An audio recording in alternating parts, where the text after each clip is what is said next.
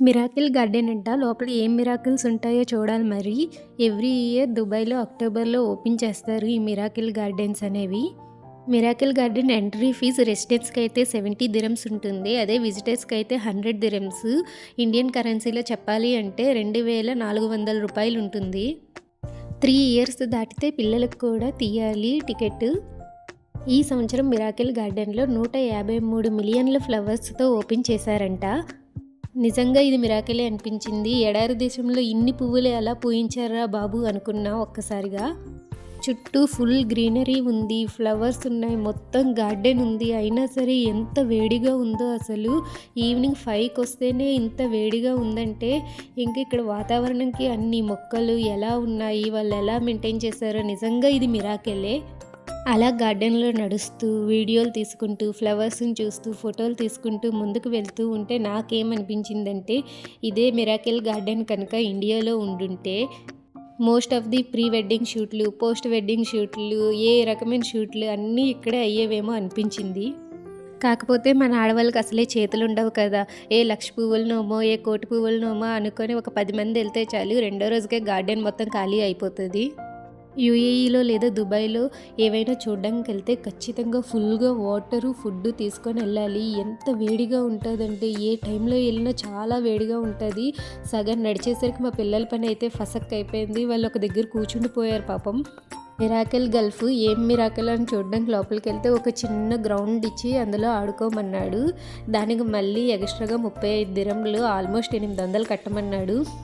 సర్లే వాడినే ఆడుకోమని చెప్పేసి అక్కడి నుంచి వస్తే ఇది నాకు చాలా నచ్చింది. బెస్ట్ పార్ట్ అనిపించింది మిరాకిల్ గార్డెన్లో.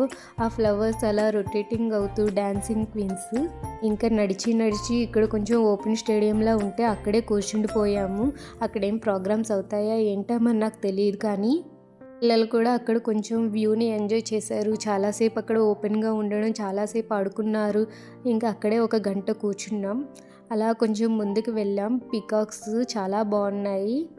మనం టికెట్ తీసుకొని ఇంత కష్టపడి లోపల మొత్తం తిరిగినందుకు వాడు మనకు ఒక గిఫ్ట్ ఇస్తాడు. అదేంటంటే ఏదో ఒక వ్యూ పాయింట్ దగ్గర మనల్ని నిల్చోబెట్టి ఫోటో తీసి అది కడిగేసి మరీ మనకి ఇస్తాడు.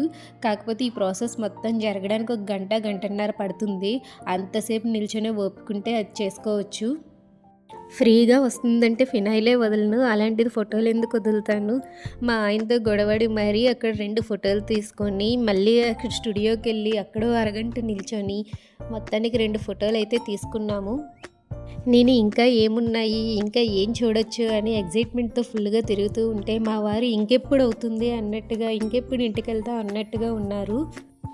ఆయనకి పిల్లలిద్దరిని అప్పజెప్పేసి నేను మాత్రం ప్రతి మూల తిరిగేశాను. మొత్తం అన్ని వీడియో తీసేసుకున్నాను. ఫ్లవర్స్తో నిండిన డిస్నీ ల్యాండ్ ఇలా ఉంటుందేమో అనిపించింది. స్టార్టింగ్ నుంచి ఎండింగ్ వరకు మధ్యలో బ్రేక్స్ తీసుకుంటూ ఫుల్గా తిరగడానికి మొత్తం మాకు 4 అవర్స్ పట్టింది. ఈ 4 అవర్స్ ట్రిప్ని నేను 4 మినిట్స్లో చూపించడానికి చాలా ట్రై చేశాను. లాస్ట్కి వచ్చేసరికి నైట్ అయిపోయింది. పిల్లల్లో ఎనర్జీ అయిపోయింది. వాళ్ళకి ఆకలి అవుతుంది. ఇంకా బయట కొందామంటే సరిగా ఏమీ దొరకలేదు. ఇంకా ఏముంటే అవే అన్నట్టుగా త్వరగా అన్నీ చూసేసుకొని బయటకైతే వచ్చేసాము. నాకు నా ఫ్రెండ్స్కి అయితే ఇది చాలా బాగా నచ్చింది. ఫుల్గా తిరగడానికి, ఫోటోలు తీసుకోవడానికి, చూడడానికి, వ్యూకి అన్నిటికీ. కానీ మా వారికి వాళ్ళ ఫ్రెండ్స్కి అస్సలు నచ్చలేదు. ఏంట్రా చూసాము 10,000 పెట్టి ఏమీ చూడలేదు అన్నట్టుగా వాళ్ళు ఫీల్ అయ్యారు. ఇంకా చాలా ఉన్నాయి, దాచాం. ఇంకొన్ని దుబాయ్ ముచ్చట్ల కోసం లైక్, షేర్, సబ్స్క్రైబ్ చేసుకోండి.